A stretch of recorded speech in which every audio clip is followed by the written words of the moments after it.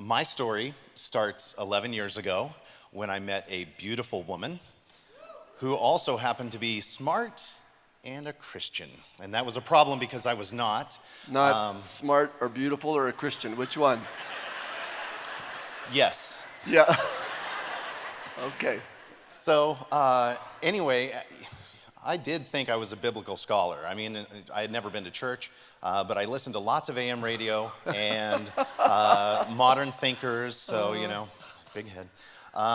Anyway, she ended up bringing me to Life Center, where I eventually met David Llewellyn, and he challenged me. He asked me if I had ever read the Bible, and I hadn't. So he recommended that I read the book of John, and it rocked my world. And so that's when I started to follow Jesus. Yeah. Yep. We've been married now for 9 years, and our relationship has been quite a roller coaster. This marriage has been a ride, and we have been nearly divorced twice.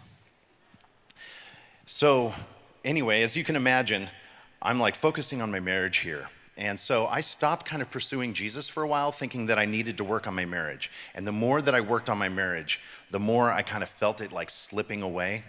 And we got further and further to where we were separated, and I only had time to pursue Jesus. Not only did I have time to pursue Jesus, but I also had time to figure out what happened. And I realized that I disconnected. I thought I knew my wife. I stopped asking questions, I stopped being curious, and I had done that with Jesus too. I had stopped reading, I had stopped being curious and asking questions, and I disconnected. Yeah. So, fast forward to today, everything is awesome, things are going great. So what helped? Rooted. Rooted was totally awesome. I hear, ooh, yeah. It was absolutely the thing that we needed to kind of refocus our own personal walks with the Lord. And by doing that, it just glued us together. It was like magic sauce. And so our Rooted group was so good, we ended up facilitating our own Rooted in the next series. And then that group became a life group.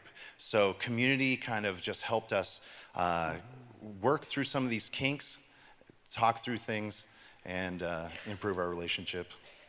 So if I can just leave you with two things. Don't do like I did. Don't think you know it all. Ask questions and be curious. And secondly, if you feel like your relationships are starting to seize up and aren't working right, check your relationship with Jesus. Ooh, that's good. Good. Thank you, Gabe. That's awesome. Thank you, brother.